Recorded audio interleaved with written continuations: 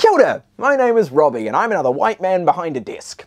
And today we're talking about local government.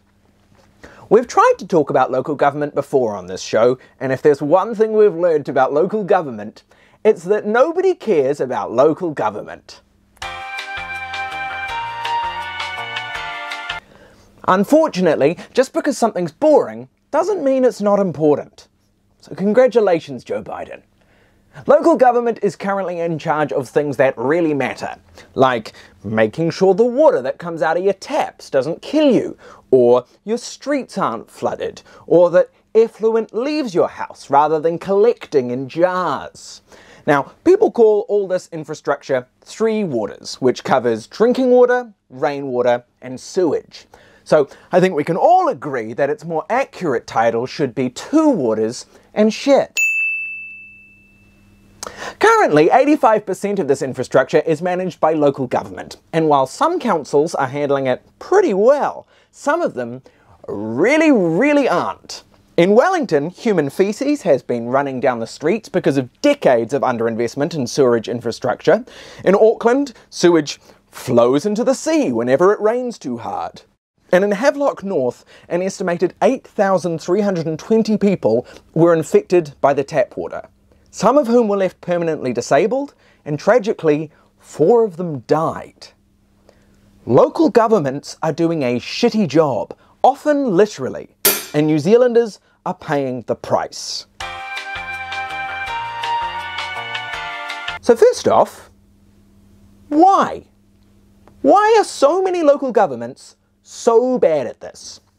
Well, it depends on who you ask, but a lot of people would argue that, like most problems, it's about money. Local governments are bad at raising cash. The central government, the one in the big novelty insect building in Wellington, collects money through sneaky taxes that you don't really notice. They take a cut of how much you earn or how much you spend, but local government gets their money from rates, which are based on the value of properties that you own, which means that once a year, local government has to go cap in hand to the worst people in New Zealand, by which, of course, I mean property owners, and say, hi, here's the bill. I decided how much it would be, and I'd really like it if you re-elected me next year, please. And as you might imagine, that makes it quite difficult to raise a lot of money.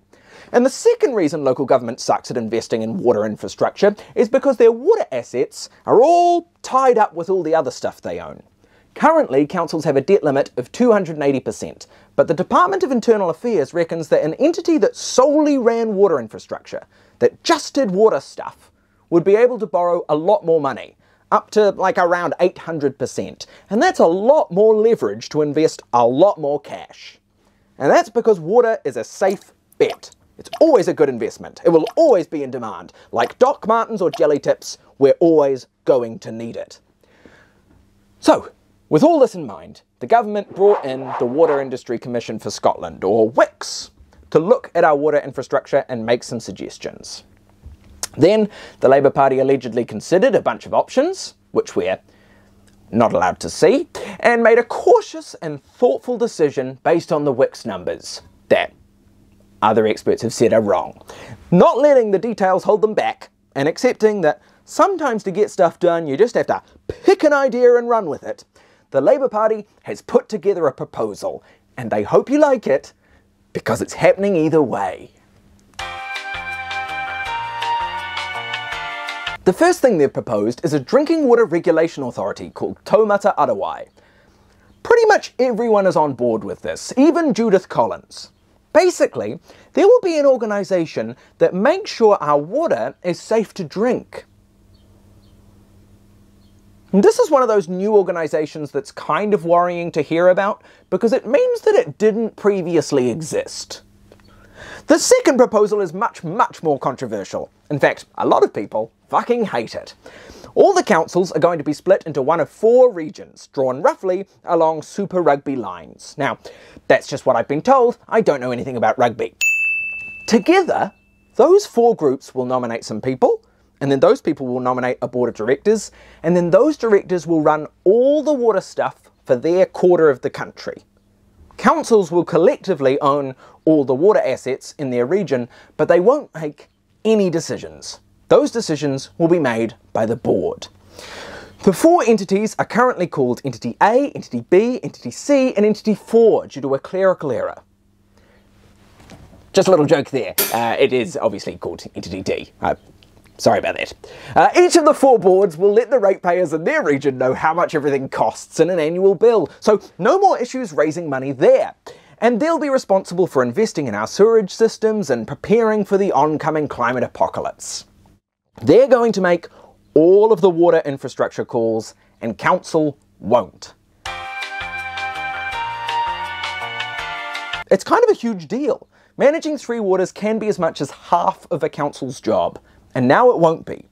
And as with all big and exciting proposals, as I previously said, a lot of people fucking hate it. A lot of people fucking hate it. A lot of councils are pretty pissed off that they've spent huge amounts of money investing in state-of-the-art water systems, working extremely hard to meet the needs of their people, only to be forced into a group project with a lazy kid named Wellington who's busy smearing himself with shit.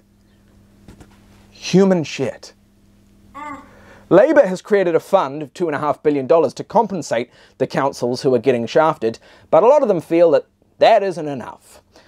Labour initially said if councils didn't like the plan, well, they were welcome to opt out. And then people started saying they were going to opt out, so Labour said, actually, never mind, it's compulsory now. Which is kind of like trying to flee the Titanic, only to find out that all of the lifeboats were painted on the whole time. National thinks the plan is terrible, apart from the main drinking regulator thing. They've promised to repeal it once they get into power and replace it with their plan, which can most easily be described as, whatever you think the best plan is, that's our plan. Overall, most people are pissed off that they've not been presented with any other options. Labour just picked a strategy and they're absolutely running with it. And sure, just picking one option and not letting people discuss any other alternatives, it might not be the best strategy to come up with the best idea, but I don't think that Labour wants to put any options out there that might allow councils to keep any real power. Because Labour thinks that councils suck. And again, in my opinion, and this is something I very rarely say, so savour the moment, Labour is right.